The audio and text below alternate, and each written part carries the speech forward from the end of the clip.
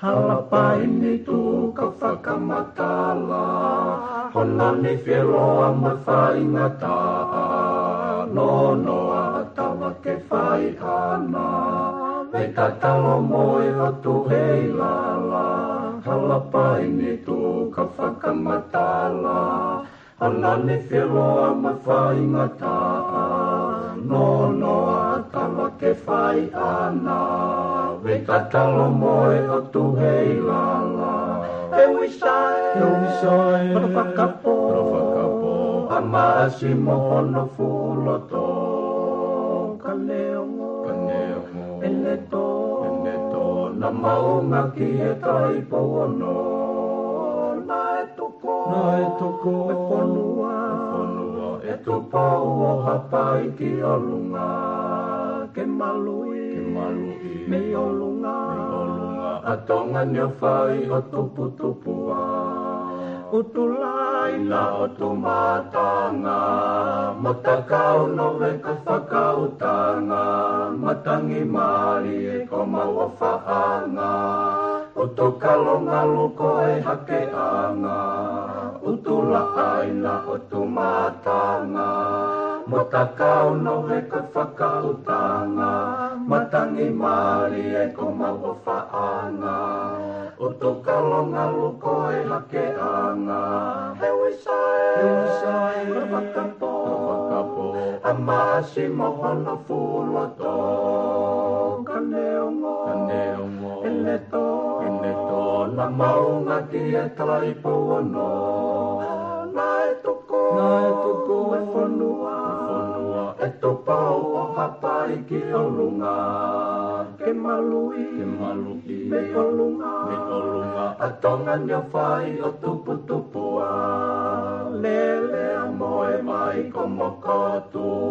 ko e whangue lolo a halai walu. Sia ko ka whoa alo i talau, lo se o whatai situa o whatu. Lele a moe mai ko mokotu, ko e whangue lolo a halai walu. Sia ko ka whoa alo i talau, lo se o whatai situa o whatu. E wisai, whakapo, a maasi mohono fuloto. Kaneongo, eneto, na maunga ki e tai pono. Na e tuko, e whanua, e tupau o hapai ki o lunga.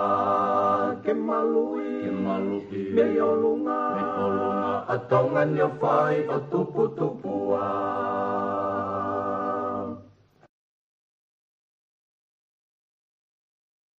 Ko kore ke o hufanga moa I he talamalo e whanua ka o mai ngahi tala whakatapu kutoa be. O kutotonu ke whakatapu at pa mihen talangata e dea o whai tua mama o ka ata whainga maari e koe ni. Ke whahokota mo polokola ma koe e what whanua wha o a ia koe heni. Pea mo e ki Minister Policy, pea mo e Pisinisi. ngahi business ona po Paulo a piven piukala ke whahauka te tau polokalama koia. Ki he wikeni pa mai whatawange o ku wongole rea pe tau polokalama ka te kimotolo. Ki apina i mo mamata mai i he ata pe mai leo. Pea i he taimi tatau pe o ku whiwhia ki tatai le rei minista i he laine. Malo e tau mau e hoatani piven pea malo e ngawelahi pe me i tongana. Ko ilo e pe foko e weekend ko wike lahi apito eni homo ngawe tata te fito ki whare area i he patseti pe he foki ki he ngahi whatongia gege mo whewheha ke minista whewheha ke Hello, Soloi. Malo ma fa mali. Ko le te big u fa te pe fa tapu. Ko ya ko fa ta no ko ni ko i lo tong ya pa i te mi. Na ko u lava me au he hoa bongbongi i he kore pote koe lulu taige awa taha whawhawha i pote ono taritare nea whioke ene fofua haerea whora wakapuna me he lulu taige for the first time in a long time o ko comfortable nea whioke whiwhia nea whioke wholau se vese lulu taige Koe tograva dunia ai taritare ka hapa yo fatu da ki plus pe o pafe mai go ni kita kata de weekend na o se weekend ke lere Koi o ku mahino be foki ba fatu nga be foki he time lai yo no fa video im faita e ha ele holo ene afio i ngahi tau ko tau situ me ba mahino pe ya pe to ai ko i he kautau ko ene afiona ia i he ene whahoko whatongia pe aku ange ke kakai toko lahi manako pe whola holo i ngahi wakatau ko ia i tongana he ko i ngahi mea ia na anga mahenia i taimina ke i ngā ue ai ka ko ngā ko ki tau ilo i puka hai taimi pua mui mui na puna wakapuna i ngahi wakapuna wha lo kolo ko i tongana ka kuhange ko wha matalawa ka pau ko e fufua whanonga tueni haere tueni na fio he wakapuna i ha fui taimi lo loa o tui mahu tutonu ke kau whakataha pe no celebrate ha paina he mo conference koi te foka de bea e waka ai shafi ki tonga lere manga i komit lao e boni te mai ngai ngau ke fai mal bena mau fai mari ke o so singa wiki ke koi pa fola mai o kau mai ke conference oku na te ai ha fia mau mawahe i he mo ho i habaina i he tutun ko e poate ke whakahoko ke ne awhio pe ko mo ia pe ko ia i pe ko ngā ke i ho whatongia ko e minister ko ngā business e peanga ke taritari pe pe auspa ke whoki mai ki tōna. Koi ki fumalati pe o e whatuta haere hoke tau ia e waka e whewhi. Ko tau tui pe o ku whanonga pe he ngahi ripoti me tonga i he whepuna aki ko ia ngahi waka ko sei whoki hapai nau whiawhia a bit. Ben ihu nau pe na e whaatu uta pe ngahi taimi ko ngahi waka lalahi ki ai. Pea ki tuu mai whong mahalo ko e palapare ma whangi wapuna ka koe ni ko lawa tu uta tuke ngahi waka ku sea lahi ange me waka anga mahini ki hapai. Pea pehepe ki wawa o i ngahi whana aki holo ko he wapuna. Tau tui pe o ku lelelelei ai lere i matangi ai ngau ko ni ai potunga ko ni ai ka taha wapuna ko ni ai lulu tai e pini Ko isa ke uki update joy pe ai se lulu tai e solo e ku ai pe lau mari ma ke fia ma ke he kai nga hapai ni exio e nei whakaukange ni tua taha tole toa mai wakapuna ki hapai ni ai ko ki foi waka tolo ai ko e hau e wai 12 hau e te tuinota hau e sapa oku o ka au nga usio very healthy a pito e dele service ka come down pe tolo ke me ko ni ai confidence u o nau o pasol ko na fe mau ke foto to ke lava ni nai tonga pe ki mo ma hu mai ke lava he kau o ate pe kau taki o foto to fa le he ko foi tai menchini ni ai engineer ko to foi ta fa ke na lave anga ia ai lulu tai ko ta fa engineer o whatupunga I tolo e waka o hange ko kulame ko he mahino mai ko e ngahi ngawe ko ne atitamo pa mau popo mai mautunga whapanga ki imagine yange ka pa wa family ona ai tikite nai whakatau au teke punai ai teke sevia ai ko family na ko sirini o kuia mautolu kau teke ke mau whai foi treiti ko ya teke fulahi ka wase sirini ka ko poini ai pare mo ko una accumulate me go ni ko tolo e vaka pa cancele vaka o se fe mauya perfectaria ki ai ka ko hange ko ni o dia be fa da ko ni go hau te o puna ki hapai te o puna ki baba te o puna ki ewa o fe tara mo ti pe ma ko te o puna ki ewa na ki kamata fa heka wai me una nam na to fa hifo ala te ka engineer fix o suga na walo ai ko ku hinga ka pau na ka ye mauhanga o mai ka kai totono pandu na fa kata aki o no fa lele ko ni ai henga ko ni wakapuna ko ni ke kauta lulu tai o hange ya ko ha fa lele ha ki kauta taxi ko nga kai ko ke sai structure kana ya ibe ya ko kauta kau sini ko ni na vitonga bena to kana ke lava lulu tai o streamline fagalele ke na lava nga o ke ha foi combined effects o kula yang na auto move de vete kai ke ka go ma we la mari fi mo mari kusi o ko ke to i fa vaka puna vaka to fa vaka aya ko ekusio moving forward mo liliu peten folau e kakai toto no bege mo i ka ka ko ni ayo so ke sio ke me ko ni te ke mau mando na ki wa miliona na ku kore na ku kore ko ku hinga be ko mai alalo na o mai ke time peheni ke mau wa pe silini ke ngawe ke haya mai ka vaka kai o ai ke mau wala ka silini de ke au ke fale alia o hinga pe na e wanga so ka mai ke time ni de ke mau wala ke silingo ya ne o struggle ka ta fa finance ka ko mau feinga ke ko me ko to ke lahiang e cost o ku spread over time ke o upfront cost ke firma ke dongi me ago ka to lava ai mau feinga spread the cost over time ka feinga hange ko hano pupuhi pe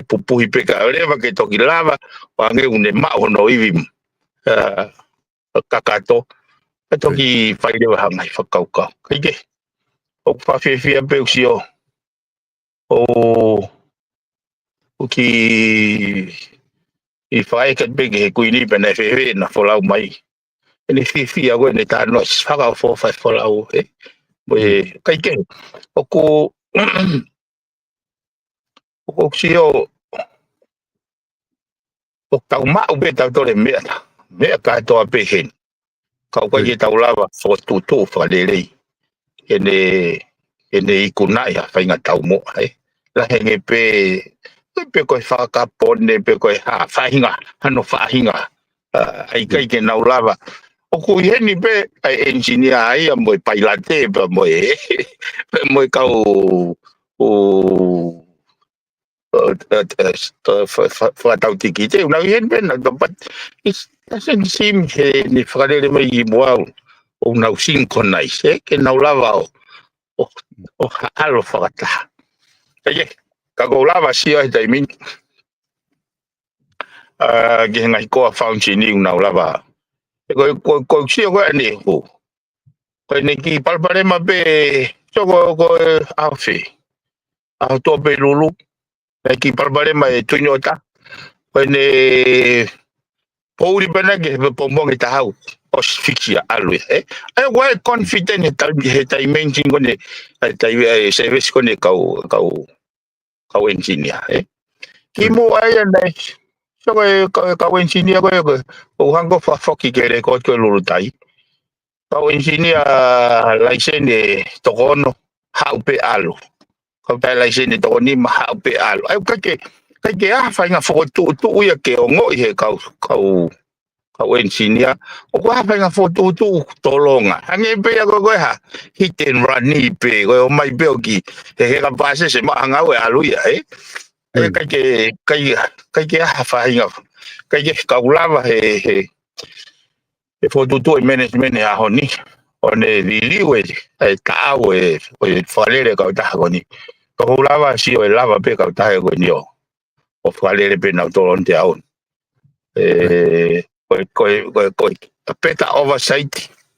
ko ang sio moving forward maduna ta rocky fe ta no ngata be fakatala noa ke restore service restore service ke ni confident ko moving forward na dege mau fai hatu tunika tege de mau mai me fa pa nga la ka ko sio ko ai tu ko ipe se pureanga pass on ni ka ta ki he passion ni kau taha kia private sector patuang ipe share pureanga ke toki pe activity ni mai overtime he fahinga kau go ya kai tuang kau taha ke fralere fra commercial o te influence kau politikare kai lava ke nauhanga o racist standard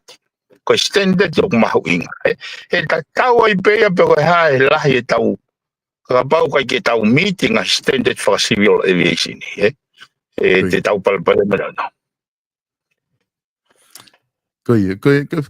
kapau e hau ke tu unga koia, o ku koti o ku tuita tau pepa koe tō wholofola pēna e o mai taki mai hala koia ke ave ke he ngahi private sector ke nau whaihono o whalere.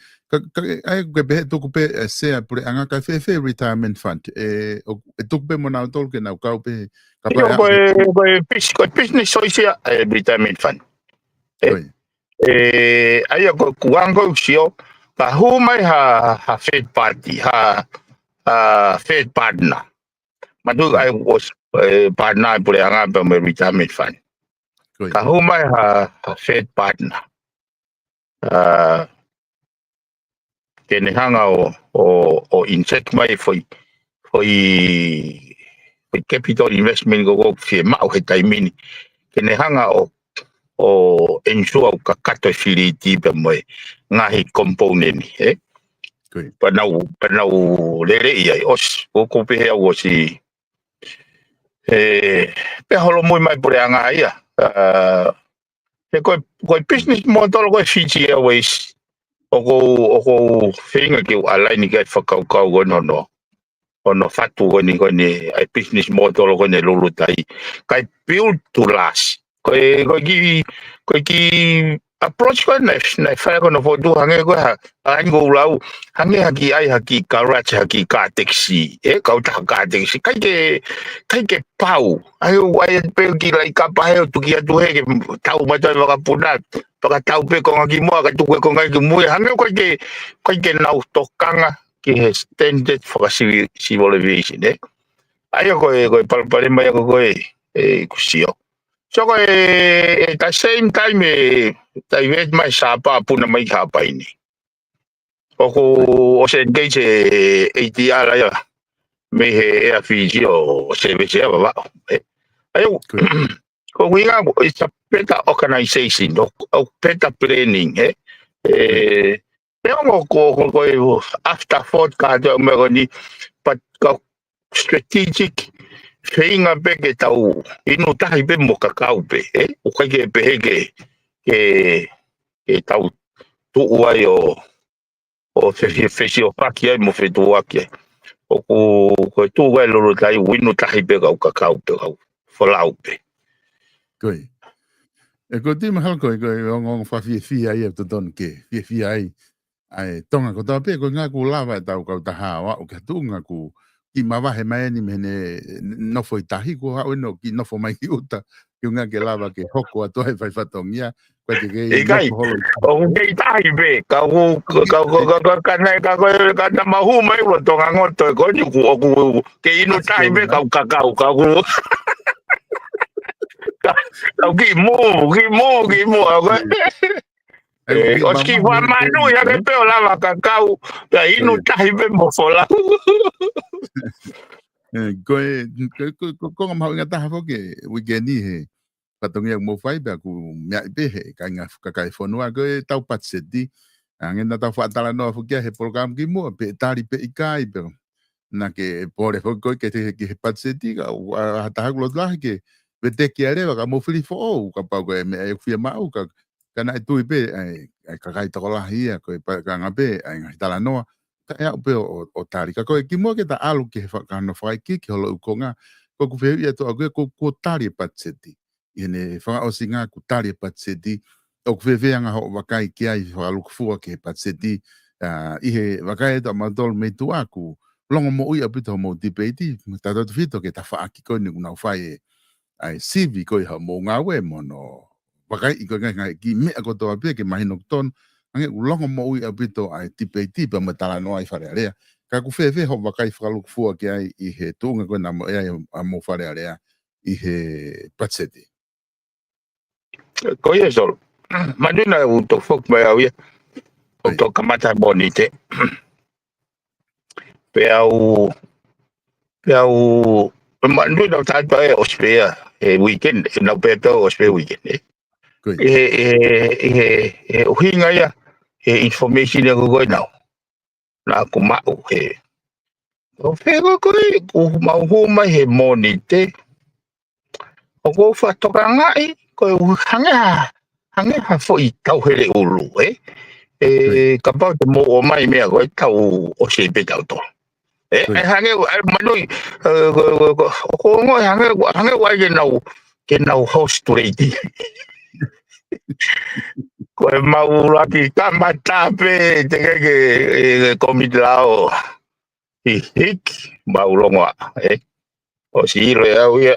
una fema no que va be mea ko wa ka ho ta mai I ka bolis ko ta follow up de do ko to ai ko pe ke o ki tau ai le va pa cheti ke lava ka te ui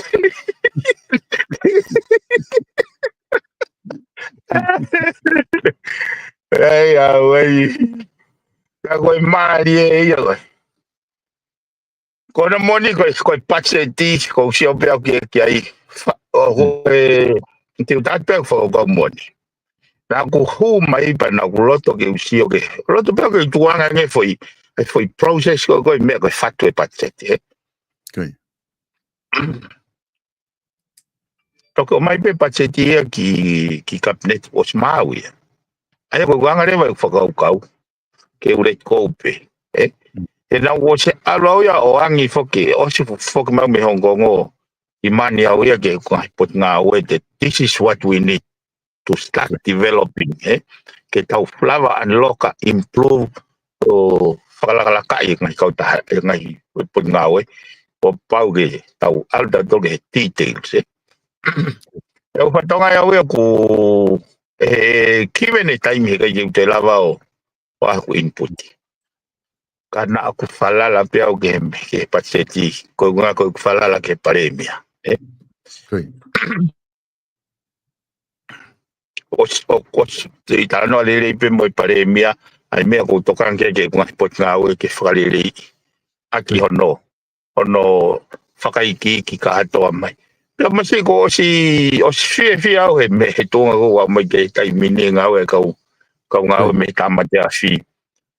Peho ke kau polisi. He wei me ko si o kei, na kamata ya he ku hau ki hapa ini. Na whatonga ngā ia ui au ku polisi me tamate a fi. O hange pe ai polisi me tamate a fi ha foi after 40. tatau pe mo ngai pot ngau ko paprika na pas ai o peheni e mea o mandio ko patseti o patset whakaluku fua pe pe toki kuraki kai mau pe tonga lahi atok toia hafai kano mate ko ka lahi hui mai ki hapai baba bo to ga wati ko baba ko kiri be ai ko kusio ba aku pa ko sfatara no be ke pare member kabineti mana tu ko foi fola haka nga mahen benia ka ko me ko fare ai ko mau inga ke o mai ai ko whakamama o sio ko anga o sio to don ke patset ko taimo presene patseti wai foi patset mava patset mava niwa patset mava apai patset mava ewa ai ke kria yo patseti pe o mai na palani o mai ko palani ke ngau aki kau be ko potnga polisi wai palani atonga tapu pe nga station ni tonga tapu ai ko tonga tapu ka to to wai nga substation o mai mavahe mo na patseti ko hapai o mai mavahe na do mo na patseti mo na palani pe ai ke nau self sustain ke nau tau pe ko pure polisi ko hapai ko ia une provide a structure mo palani mo ngai firma he ko ia fe kuki mo nga o fe kuki mo kakai ha me ke farele ha e na hawa ke ni na preseni mai tama pure hapai ia ene fo tu o ku kai ke ulava si o he pe ko na mai ko he polisi o kune lave ia e mea koe. Ai pausi o leo ke mahuinga. O tato ke oange pe foi paran fo tutu ia hapai ke he nau fe mau o ke he au pito pe me paran ai atonga. Ai ko ngai mea ko lava si o ke he. E mahuinga koe ne ai patseti. Na ulave pe fukai mau i wharea lea koe. Na mau osi akuri koe ne ospe tare patseti mau toi foi whakataha ai kabineti o te restructure for tu wharere he koe ngahi mea i o asi he rangai taulang whalalaka ai puria koe ai cynicism cynici ai combine effect o ngahi multiple agency ai o me operate in silos in isolations ai ngahi agency e po ngahi institution lo tonga o fe mau ke na fenga o aki na wa lava ke ya hafainga clear cooperation and collaborations ngahi agency ko ka to lava ke achieve hona ngahi fatongia takapa mo na fatongia falufu kangere de watu fakatata ko ni ko tonga airport ko na dong na to nga airport ko tuga airport ko hapai o ka ja tamatia ko nga ko ke lava to ma ba kala ni ko ka tamatia ka ko nga tamatia ai ko sio kapal de tahanga whakakau i whi mau airport whakai whi mau airport o mai ia whi mau airport ko whi mau ai pausa whi mau o mai ia o house katoa ia he tāmate awhi. Aia ke lava he tāmate awhi o service ngai whi mau ngai whektoa koe. Ke kaha pe fo unit cost. Pe si ke kakai. Mantu ka bot ngai koe ni whakapanga katoa pe me pureanga. Aia koe hanga e kusio e whi mau ke whaiha. We visit ai tu ai lao tu ai whengau aki. E wanga koe ni ko toki rau ia. Koe uhinga koe whi mau koe ai civil aviation ka tō ka ono whakalahi koe malai wakapuna o hapai ke tō mai kai ai wakalalahi e whi mau e tāmati awhi. Ka koe e tonga ia pōti ko nau tō responsible ke malai wakapuna. Te nau te ota mai nau tō e nau mission tāmati awhi. Ospate nau koe kume kau ngā ue ke nau whalere tāmati awhi. Hile ko ki ko tau pe. Apa o mai ta lori ta majas ko ya. Ki ta majas. Pero ha ngai fe mau. O aviation mala puna. Ke house ka to pe e. Ko no fo si o ga yo. La ya o pito e mea.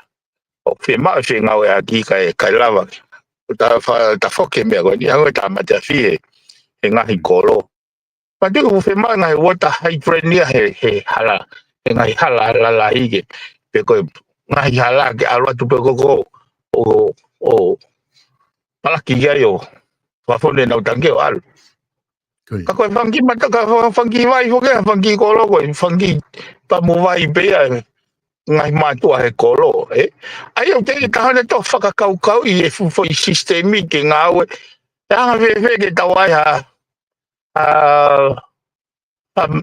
lori tamatea fe toi i le matua. Ka mau kowe e mawanga vai a le matua. Peka ke design e mawanga vai ke ne whekai ne whe mau e tamatea fi. Ngai mea pehe. Ai ko kusi ula he mea ke revisit he whekau aki.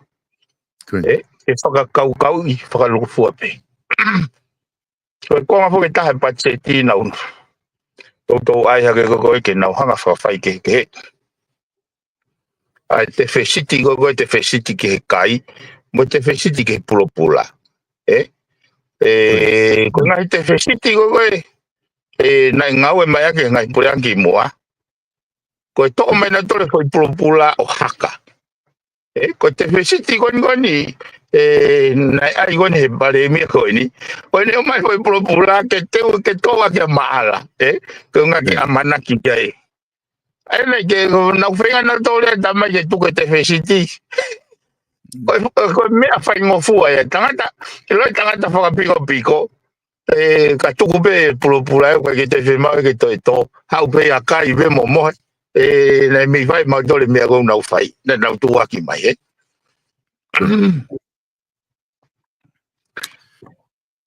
Ai foko ko tu ko ia hange ko ke talanoa ke ai i hao ko ia ko me na mau fana fo ke no ti peti ko patseti na feinga ta fa aki ko ni ko ke na kabineti ke na he na fainga e na ti peti ke ko le pe fotu u pe ko no atu ki he pare mia ba mo puleanga ke tu hifo mo ke o ai ke o te fesit ke o fe amokaki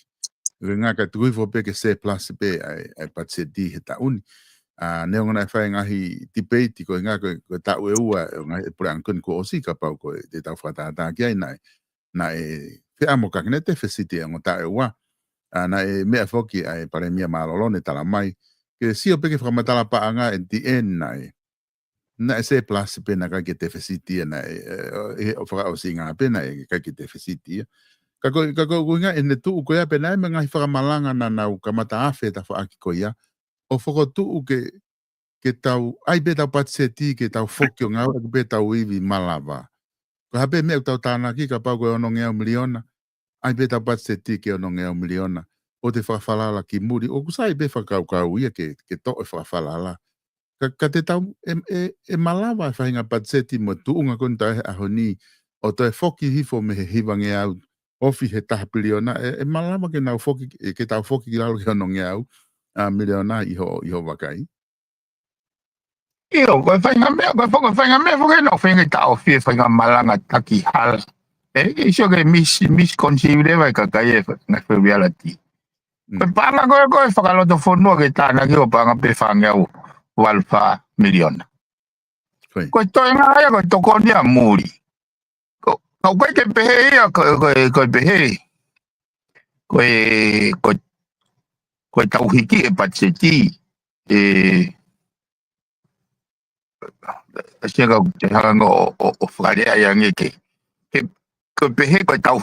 Koe huinga o kulahi e patseti koe lahi tokoni mai me muri. Koe patseti koe ango utanoa paanga tāna whalatu honoa whangea walwha.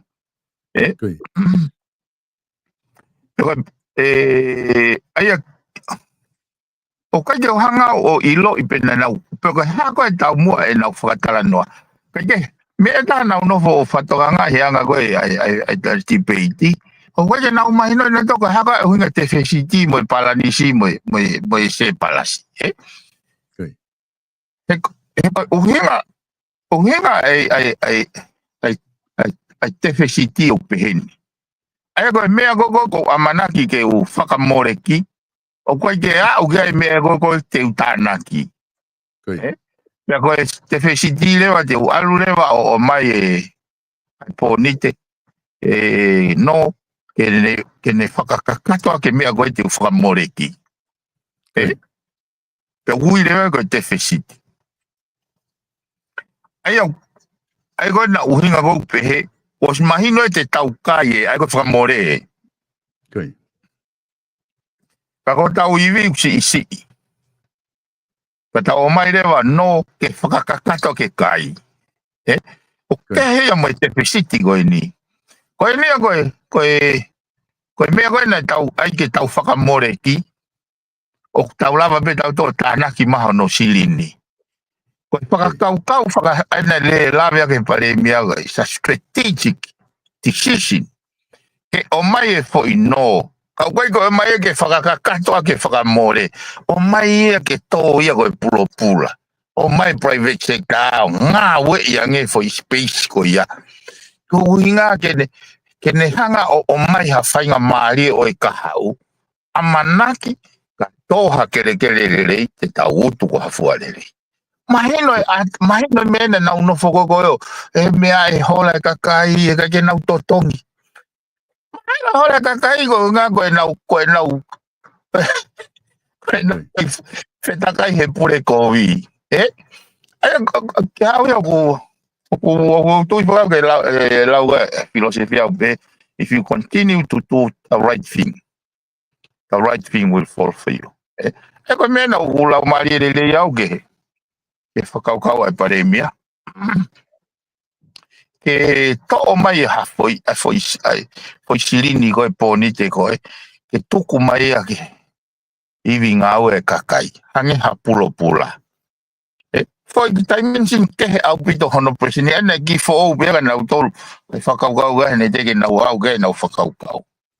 Whakaukau whaka ekonomika whokia tau whiunga beo ke hau me pare mea he koe tangata ia o malai ko ia.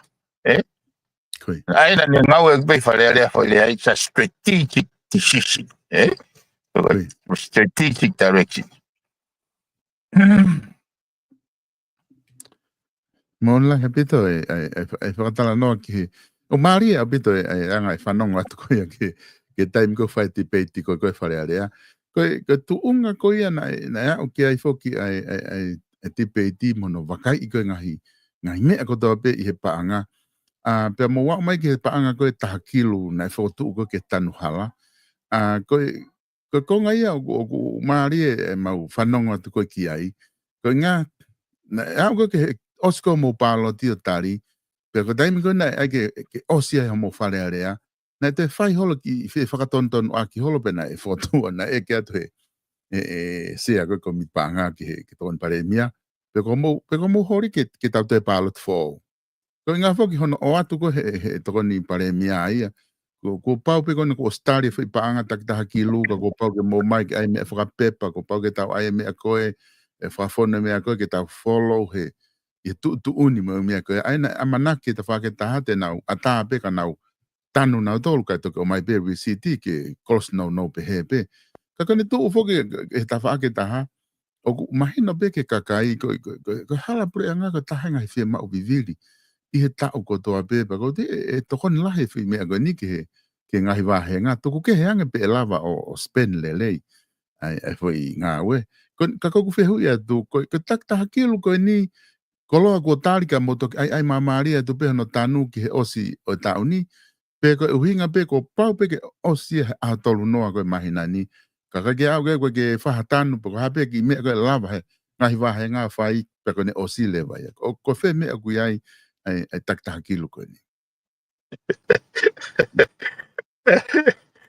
ko no moni na o shanga be pare me au hak tautui ka to pe ke tanu ala ko e fo nga be ko koe whonga pe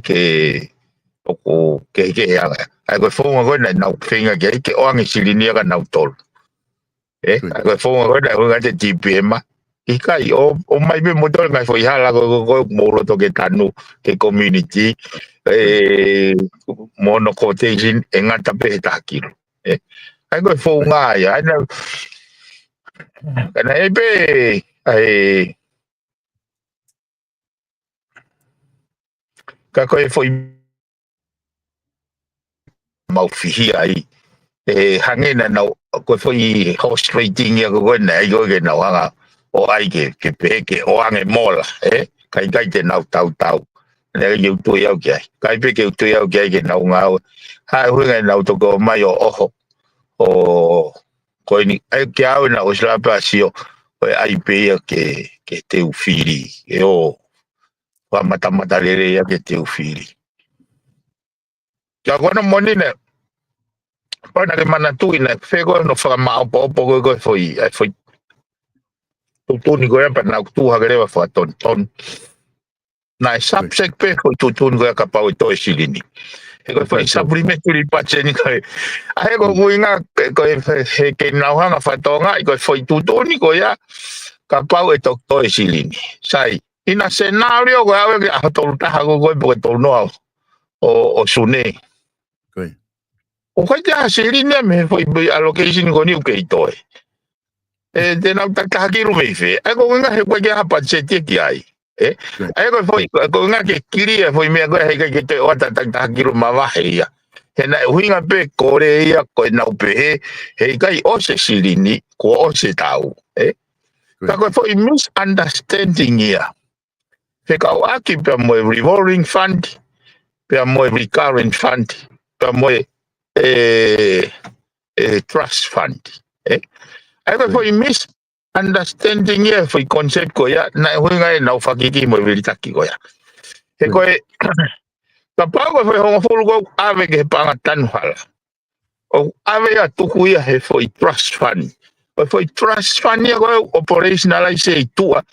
he panga he according ke la panga ai ko foi allocation go fai go he budgeti fe allocation go ya to o silinia go ya ave fa ho ke trust fund according to law pe ko to ia yo nga we aki ai o ke hange go fa kau go o si pe tau pe ho ko le vai foi allocation tan hala no ale vai pe o si ai kai ene ha go ki ono operationalize ai kupu o la panga o kuri mo le vai foi panga ya go ya is a source of fund ki trust fund or revolving fund go tan hala pa vilo ya o vilo ya i pe mo ai go mena na fito ke ake he budget statement ni ki mo pa mau to ha go ni kana maula ma to solo vai he komit lao o se komit lao o ko fale ale pa ma ku ke komit lao o to fa matala fo ale re go ya ko me go na uhinga ga go me ta tau pe mo me go ka una usi o me engol ke ka ko no ka to ai ko issue ya ka ya ko uhinga ko pare me ko ya pare mai ya ke wa te takiru he ka tu ta to pe ke tano hala ka ko paanga go ya tu go be fare paanga pe me he moi ke na fai tanu ai ko fe ui fo ka pa o se a sune pues o se silini ya kai ka ko silini go sabe ka pa o se foi budget allocation go ya ai foi ko ai ke o kai ke hanga he mau ki ni ma do fai do ni ke te to ma ta ki me fe do ke na winga be ke foi on full million na ni na fa o ba supplementary ai ak mahi no le va dai nimi ta ko ya fu me ke be ke oho fa va ke a tol noa winga na vai ku ta pu ni ka o si be fo I seniti ak ya ni ko me be ok ma winga dai nim ke va kai pe o gai o ku ke to ha seniti pe kai tanu hala ko ni ko tonga le dai nimi Ko ngā nā o te ki ai ku osi pa ku mahino rewa e hala ka ku te mahalo ka pau e ngā ue pe e ngahi wāhenga ai whai mō ai rewa na umea whakawawe he tai nim. Ko ngā ki nau mau maha ki toi ngā haloa ki lawa ke ina se na ngai wāhenga. Ya tuku ke he ka pai atu pe ke hala e mahino pe e o ku osi. Ka pai osi rewa ia. O ku tai whakalā o rewa ia ke mō tai awe mea ko tari whare are pe ku ko osi pe ko osi ko mō mea te la whai. O ti pe ai o lau ko kai no pe ko na me e wa. O le ka wa pe kai o si ko ne o si.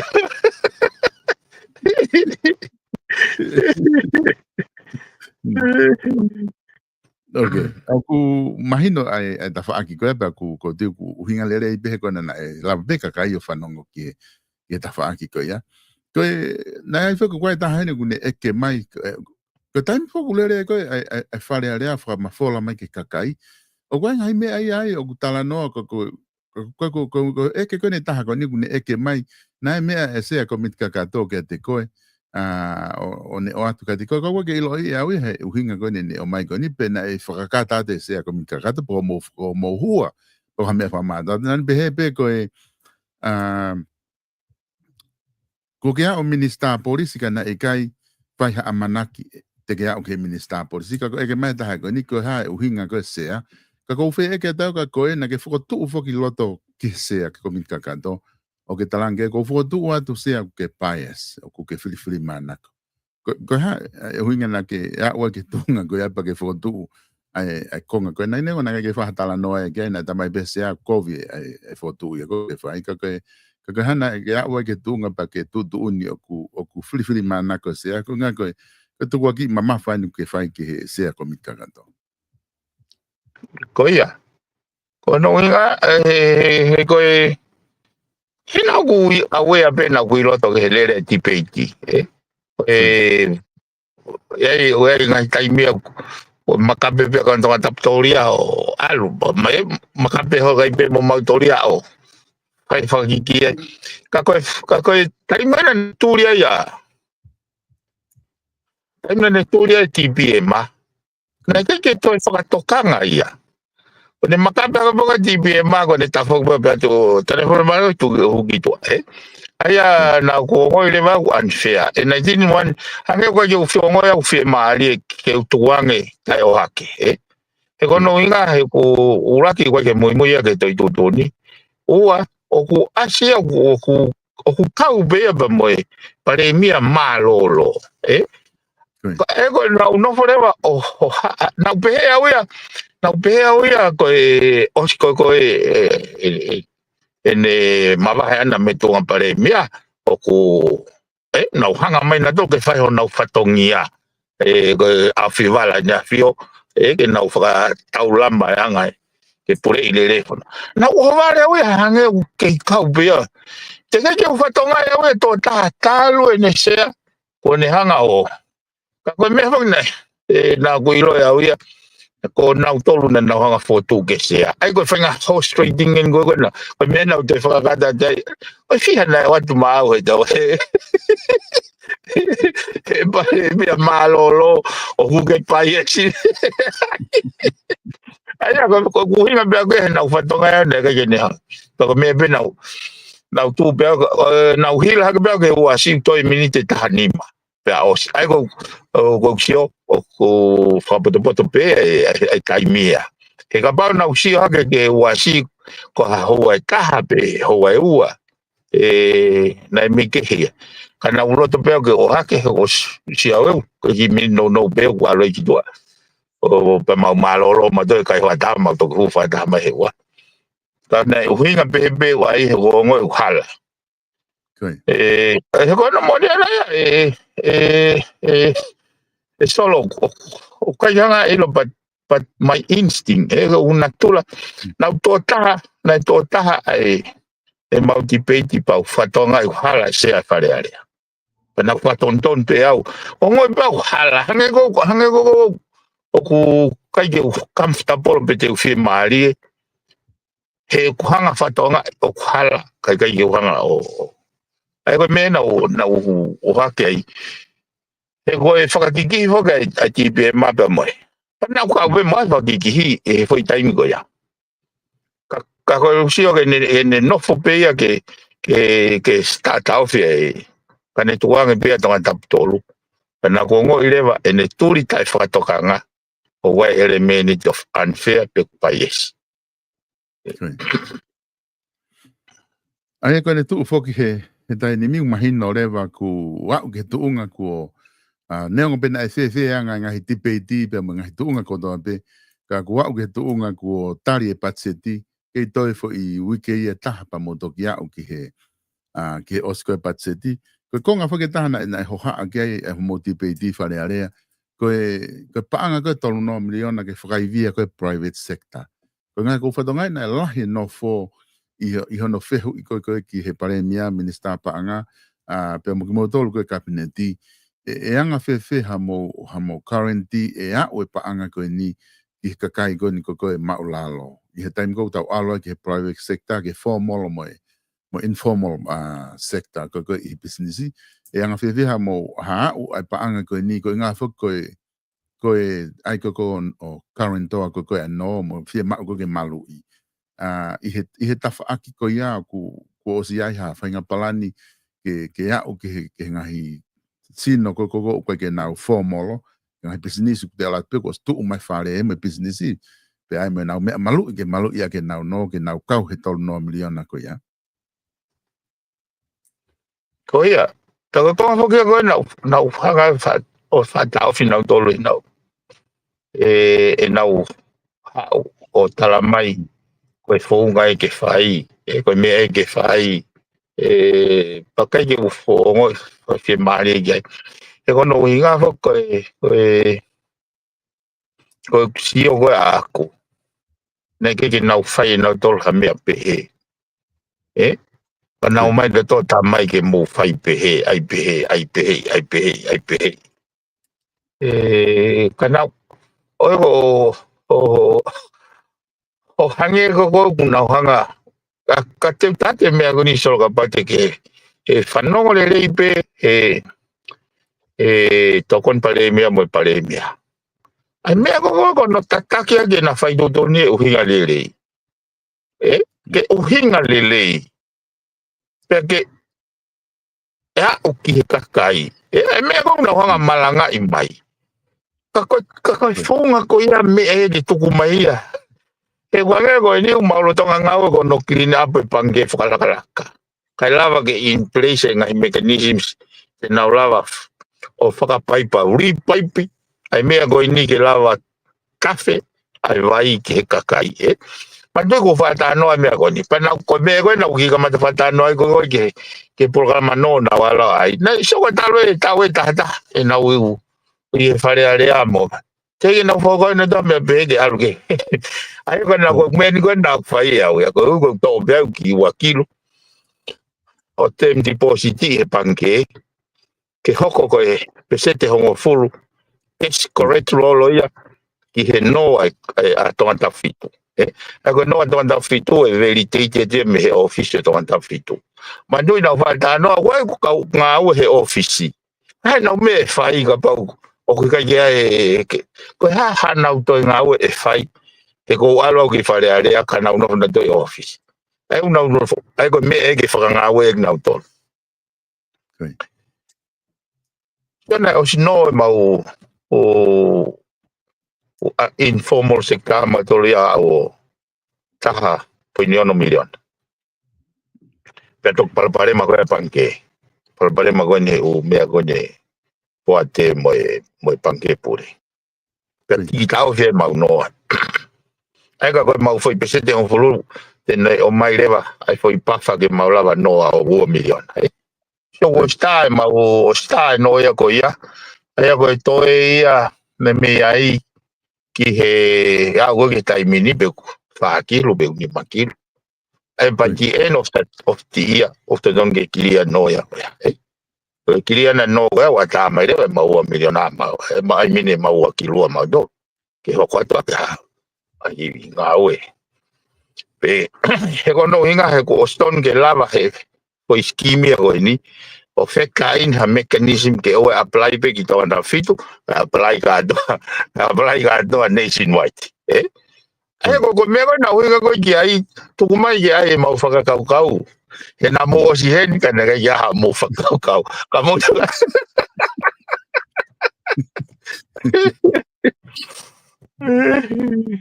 Kako inga fo ku hange fo ile ai ko ia na mo heni pe kana ke mo fai me ku ke ha de linga ta me masi makalabe ko na no to o haki ko ai whakakaukau ko ia kaku ko di mahalo ko me ko ngai ta na ki whakalata e mau whanongo ku lere pe mo tipeit alu mo kalasi loki ako ka lere pe mo whare area ku ngaku lava ko toa pe umea whai he whare area mo tia na iu pe ai ba mo to e whare area pe ai E no moni solo foi scenario fo o foi atakai fo o an ke lo tonga pe na le na pure anga pe ke hoko me pe e foi te me ta lo tonga pe pure anga dam ko mafuri e ko foi mafuri ko ya o ne anga presente foi ke speni e ko no inga hanga na mautua ki e mautole na o na ware ta longa o na we hala o mata kovi o ke taulalo pa mahava velolo baka pero no vai go na vai to talunga pe hange go mautolu o ia no pinga que fala tangata como o talunga o si sio mautolu mo mata talunga que mau pe talunga pe mautolu tu kuma que mautalunga pa muto kuma vai mo simi ya tu ko ke loto ai whare area wa me ke taun o fa ko nga maheni pe nga patseti ke mo ko ke tari ko nga faton ton foto mai ta fa ko na fa CV po ta fa ki ko ke na kabineti o ku na mo fa foto ha mo nga foto be tari le he e tari he pure anga ko nga ke fa ka he patseti pe ko porque no toque hoko ni ono hange ko no foto ko ni ta ki mo ngai me ma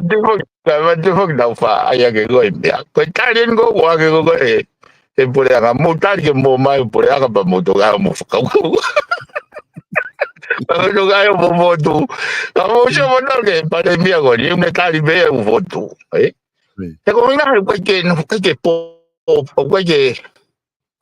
que fisia ia que whakaukau ko rapu ia que whakaukau ha me le ke fonua e ko me na hanga whatoga ngai o ku hinga e tau palpalema hange ko hau pe hange ko taingo o mai ka investor e ta whaki pe pare mia hau ia ko me ka minisa hau ko ia ha dau me mau me for business ko ha dau me mau e ko fehui ton ke fehui pare mia me ka minista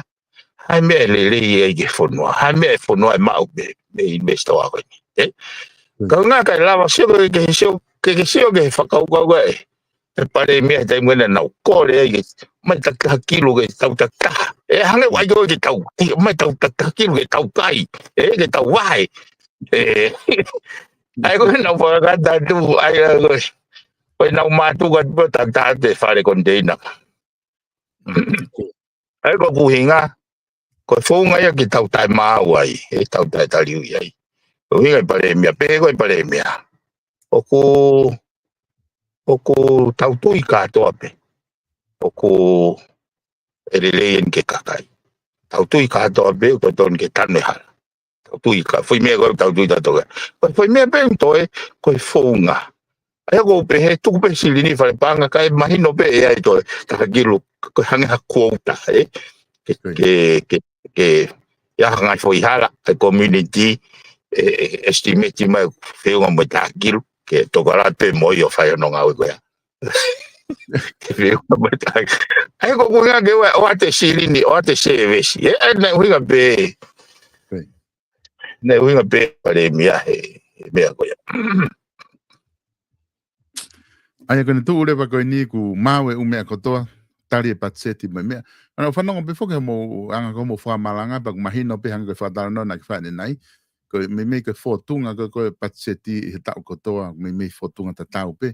ngai mea ko mo na mo loto palani ke mo tuanga pe ke alu he mea ko ni ko sao pe mea ko mau ka ko nga tala pe mo ngai whamalanga ko I loto mo ngai voti mo fa pe me pe fo pe fa le ale ko ka to ki ai pe ha me fa la te mau to ki fa hu mai pe ha mau ko le fa la ke ngai nga we me pe ka ko le tu le pa ko ya he ta ni mi ku imagino ya ku o tare patseti ko ta fa tongi la hi I he tau ko toa pe ko patseti ko e hoko atu ko ni ko le pe ke a o ki he taimi ko ki novema pe toki fai ai fili ko na ke e pe fo ke ngai fihi a holo I he tala noa ko o lahe e wha malanga ke ngata pe ume ai whakawhinga ke whasisi I me pe ki novema ai ngai mea e whai he ko ngai whai fili pa koe ki karenti e te mo hoko atu pe koe pe mo oni wha malanga ka koe hanga ko lau ko na tala noa ki ai o te pe ke ha patseti a lere mata novema ko patseti ko toa pe lere pe ke au ke o sta wha panga ka ke whama popo mai pe pivet ko ngā ko ta taimi ke ta ka ke malolo ko poko ha meo ke loto ke whakakato a ke ta polokalama he whiawhini. Ko ia e solo ko ko nu me maha maka ko se pene e wa toi ka ko kau poke ni he patseti ko fofo patseti e ni ko fatonga I he taimi ko huai o tari taimi wawe o se foi ke ta te ke ko ngai pa patseti ko mau toki tu tau fe turi pe ke ta hawa to apo ke po o e a tolu noa ka ko blau ko no moni mahino anga te au ngai foi processi pa ko me ko sai ai hange ko pare mea mo to pare mea o na ngau ke uhinga lele I he tau moa ko lele fa lu fo e fonua ai kiting principle me un tataki o we kai ko fa foi tui pe ko fa va henga pe ko ai ke pe e so ko ke la mari ko pare mea ka fitu tak me pe tai me wa pa ta to va da no alu pe kapau ko pure angan ko hi ke pe alwa ta be ya I he ngai wa henga ko ma tolu ko o ku fa fekiki pe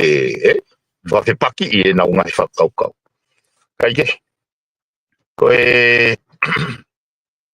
ta he me ko ma ngai ai na tui ke fai ngai fa le pe o mai ko me fo ke ta solo ka bana ko fa to ngai fa ho supplementary ai fe hui he formati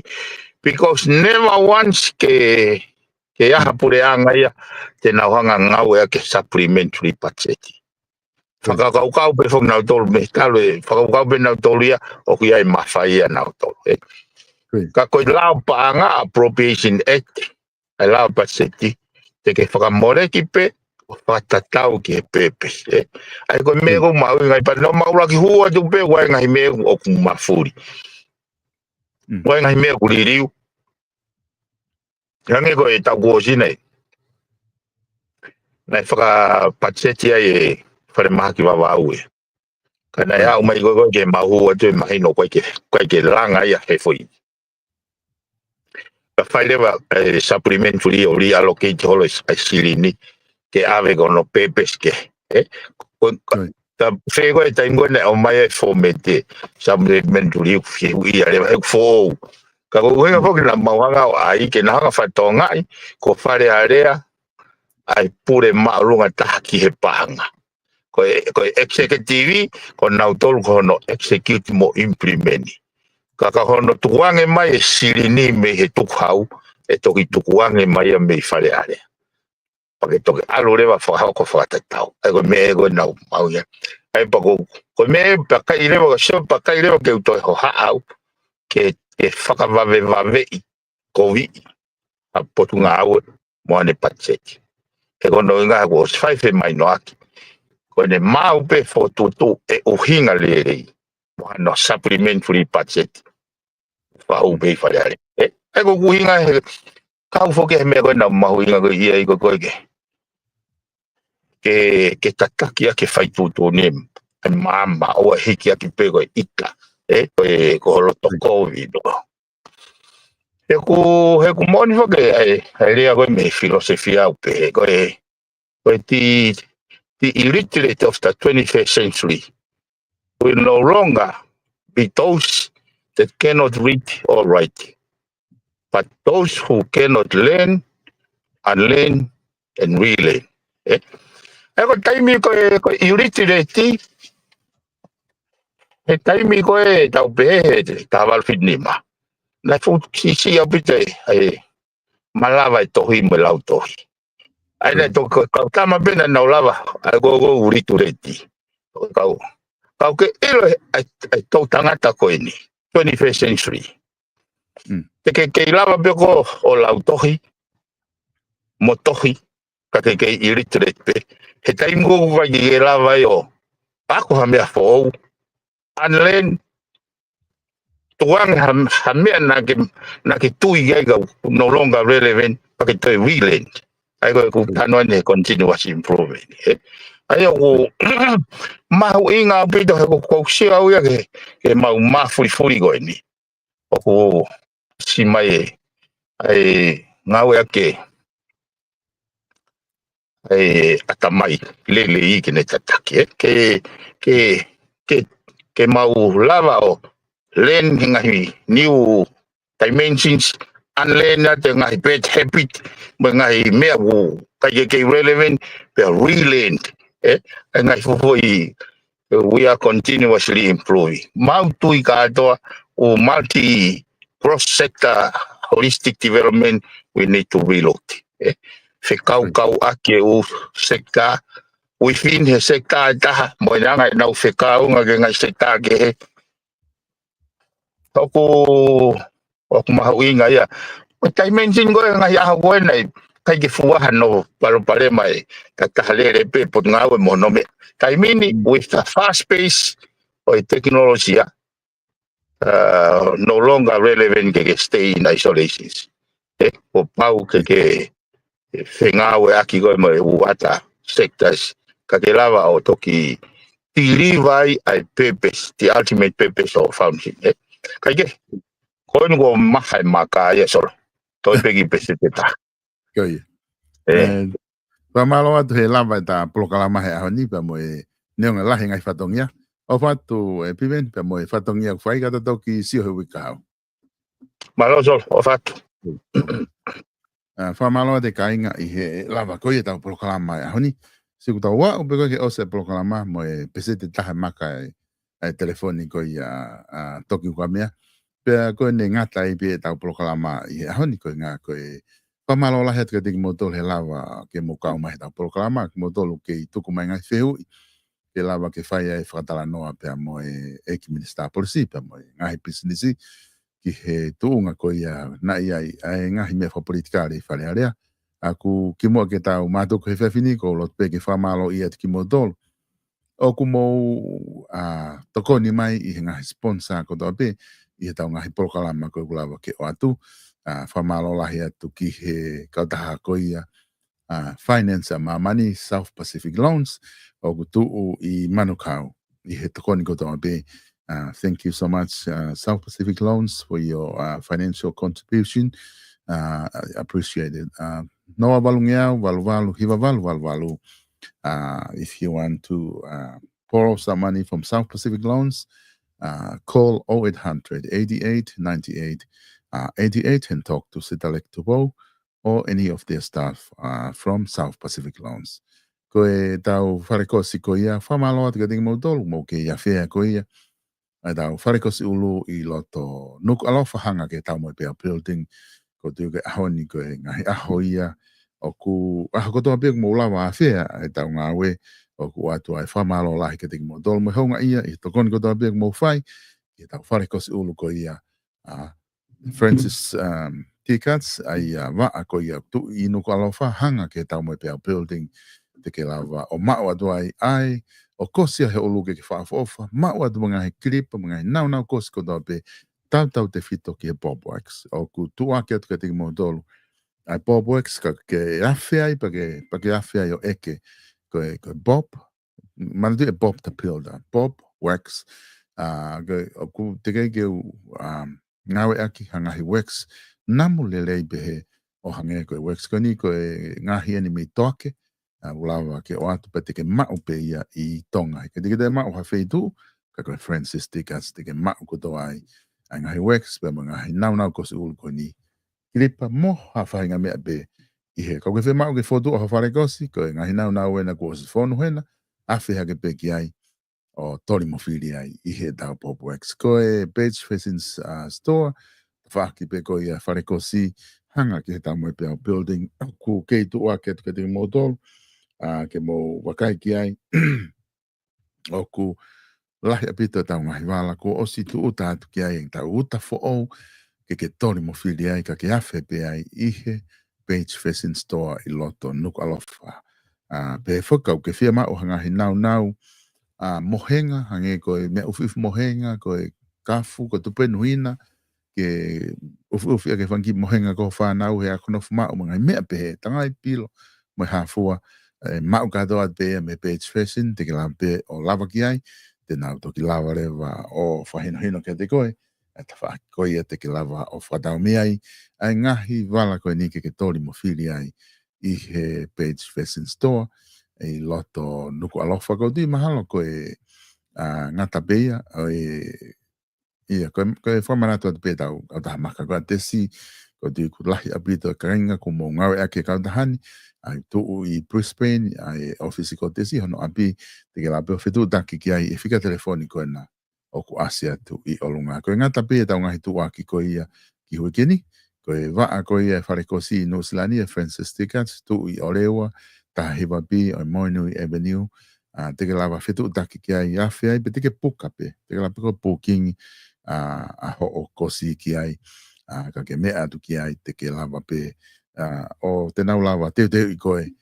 ke talavou i ha o awhi atu i he tau waa koe ni i Nusilani tu uia i he Moinui Avenue i Orewa mo mea ka tau toki whelongo aki